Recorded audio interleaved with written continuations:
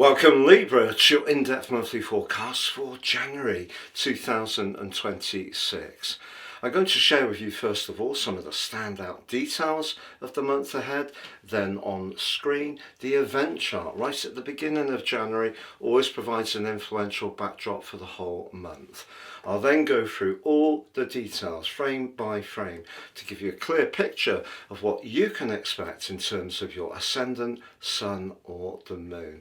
I'm astrologer Patrick Arundell and a very warm welcome. If you've yet to subscribe to my channel, please do so now. We have found that over 50% of people who regularly watch these videos are not subscribers. It helps the channel to continue to thrive. Please click or tap the bell notification symbol. If you've yet to check out your year 2026 deep dive video, please see the link beneath this video too. Your ruler is Venus, and Venus is right at the heart of things as we go into this new year. Venus is going to be combining with the Sun but also Mars through the first 2/3 of the month of January. But that's in the sign of Capricorn, and for you that's very much to do with your emotional sphere. And if you recall through to November 2014, in the main part since 2008, tiny but influential Pluto had really been pushing and prompting some painful at times changes. So what will Venus and Mars applying into the Sun in the early part of this new year hold in store for you? I'm going to unpack that for you. But later in the month, there's a glittering set of influences that are particularly positive for you. If you've yet to order your personal forecast for the year ahead, you can do so and you'll get 12 full months from when you order it if you order in January. If you order it in December 2025, you'll get the rest of that year 3 and the whole of the following 12 months. You'll also get your life roadmap report, which is truly influential in terms of understanding our life journey. But at the checkout, if you apply the code ASTRO26, you'll get 50% off. On the screen now is the event chart right at the start of the month, and you can relate to this in terms of your ascendant, sun or the moon. Now Venus, there she is at 9 degrees and 12, very close to the sun. If you have wanted to move or to refurbish or redecorate your property, I feel that that's going to be a big theme for the year ahead, not just in January. It may also be that there's going to be some changes on the home front, perhaps a new addition, and that also can bring joy. Venus close to the sun gives your natural elegance and grace a chance to be amplified. Now the sun in Capricorn can be more cautious, but with Mars in the mix, that gives you a bit more feist, because over the last few years, if you have felt that it's been a lot of give and not a lot of get, it wouldn't be a surprise with Saturn and Neptune in the main, in the part of your chart to do with hard work, application and sacrifice. And as we come into this new month, it is true that Mercury, the planet of communication, is in an awkward angle with that duo. So your thinking in some ways could feel a little stressed if there's a situation where you do feel that someone's not really taking their share of the burden, and it may be at work as well as much at home. And that's something as we come into this new month that's going to be important for you. But later on the 1st of January, Mercury moves out of the sign of Sagittarius, where it's detrimented and clashing with Neptune and Saturn, which can create distortion or a little bit of demotivation. It moves into Capricorn, where it is very businesslike. And because Venus can be about money and Mars can be about desire, if you have felt or wanted to start a business from the comfort of your abode, that also can be a big theme this month. But the arrival of Mercury in the 4th house of your chart can also see you thinking very carefully about some of your more personal strands in your situation. And also with Chiron, the so-called wounded healer, ending his retrograde, which began in July on the 2nd, if some of how you've been feeling has been around relationships, perhaps even relationships with people in the family, it wouldn't be a complete surprise. But your feelings are going to be very close to the surface on the full moon of the 3rd. At home in Cancer, it's an opportunity for you to articulate some of those more personal considerations and thoughts that you have. But someone close to you may not necessarily be very receptive. But because the moon and Mars are in an opposition, just expect over the next 2 weeks that there could be a little bit of turbulence, particularly balancing home, family and emotional needs with your professional demands too.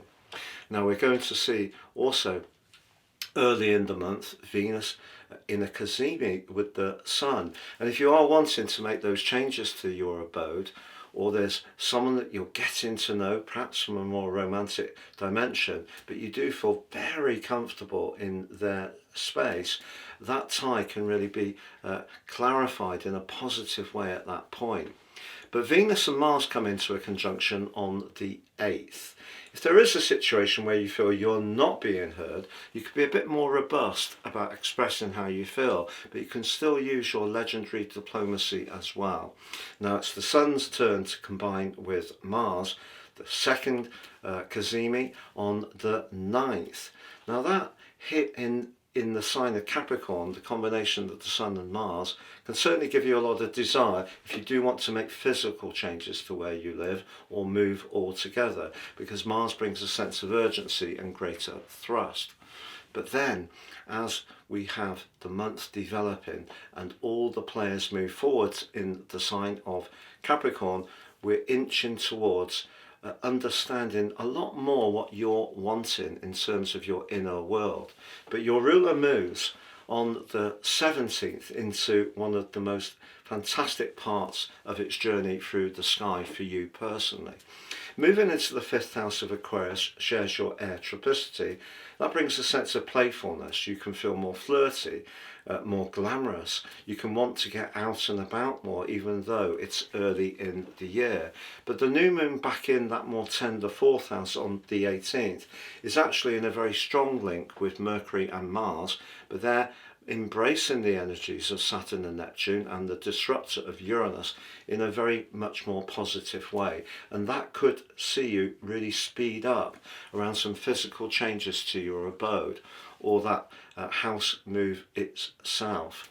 But on the 20th the Sun plays catch up with Venus along with Mercury and moves into Aquarius too. Now they come into an exact cazimi on the 21st. What a month for cazimis, incredible. That's when the Sun is amplifying the other player.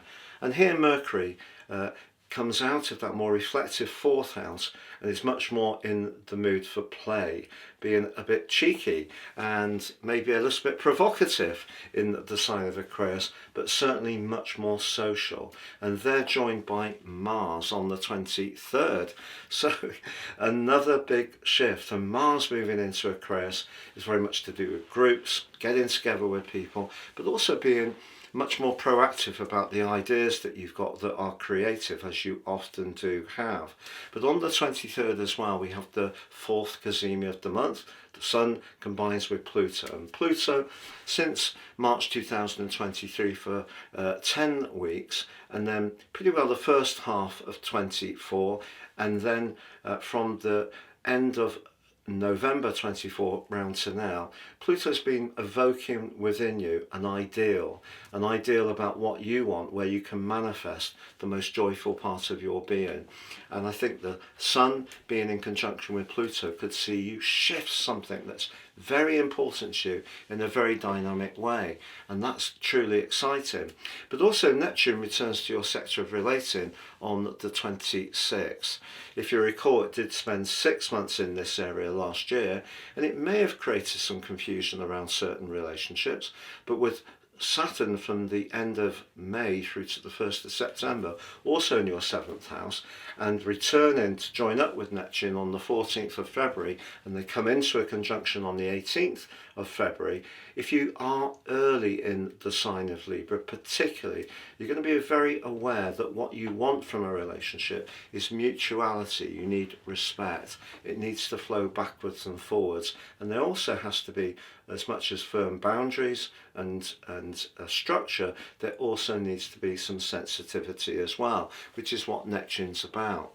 Now, by the end of this month, it's Mars that's connected with Pluto. If there's anything that you feel inspired or passionate about, this is where you can add extra charisma, energy and thrust. It's a hugely exciting last 10 days of this month for you, Libra, and I think really what the first 2 months of this month just helps you to understand is how you've evolved within yourself ever since Pluto left Capricorn, because at times that journey probably was very challenging indeed. There may have been big rejections, there may have been parts of your family or emotional life that broke down, but what Pluto can do is also rebuild. It is the Phoenix influence, and now in the 5th house, blessed with all these dynamic energies towards the end of January, you can demonstrate a part of your being, your talents, your brilliance like never before. It is that incredibly rare to have all these players together, amplifying the part of your chart that is to do with fun, joy, play, romance. If you have children, their activities too can also come to the fore, so you come out of a more reflective, inward, perhaps even protective part of your situation and can really flourish as January comes to a close. If you've yet to order your personal forecast for the year ahead, you can do so, and you'll get 12 full months from when you order it if you order in January. If you order it in December 2025, you'll get the rest of that year 3 and the whole of the following 12 months. You'll also get your life roadmap report, which is truly influential in terms of understanding our life journey. But at the checkout, if you apply the code ASTRO26, you'll get 50% off. All the best and goodbye.